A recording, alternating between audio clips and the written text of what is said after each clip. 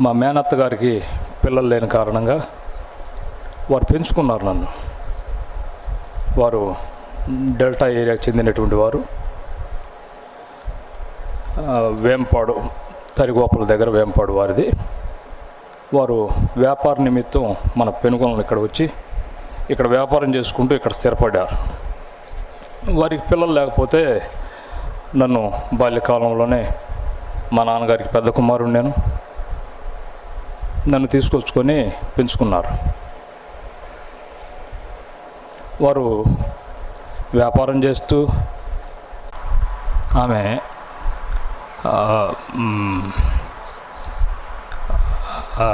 కొబ్బరున్నయ్య గారి దగ్గరికి వెళ్ళేది.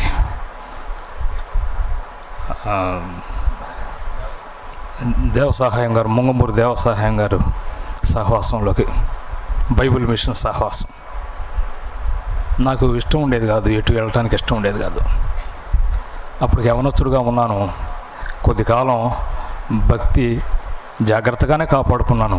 ఎందుకు చెప్తా ఉన్నానంటే, ప్రియమైనటువంటి దేవుని బిడ్డలారా, ఒక మనిషికి సహవాసం లేకపోతే నిలబడలేడు. ఒక చెట్టుకి వేర్లు ఎలాగూ కట్ అయిపోతాయో, ఆ వేర్లు సహవాసం. ఆ వేర్లు లేకపోతే ఆ చెట్టు ఉద్దే కాలం నిలబడదు. మన పరిశుద్ధ గ్రంథంలో ఒక మాట ఉంది. ఏమనుందంటే నేను మీకు చూపిస్తాను. మత్తయి రాసినటువంటి మత్తయి సువార్త 11వ అధ్యాయం 43వ వచనం. మత్తయి సువార్త 12వ అధ్యాయం 43వ వచనం. అపవిత్రాత్మ అది విశ్రాంతి వెతుకుచు నీరు లేని చోట్ల తిరుగుచుండును.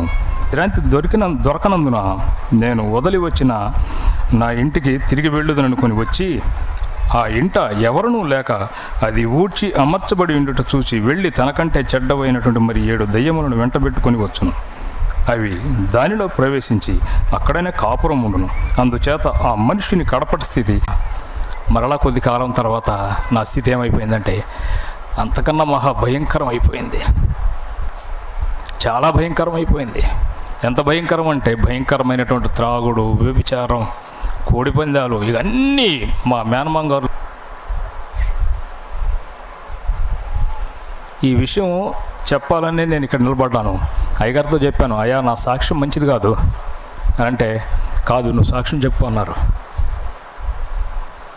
ఎందుకు చెప్తున్నానంటే, ప్రియమైనటువంటి దేవుని బిడ్డలారా, ఒక యవ్వన కాలం మనిషి యొక్క భయంకరమైనటువంటి జీవితం. సహవాసాన్ని తర్వాత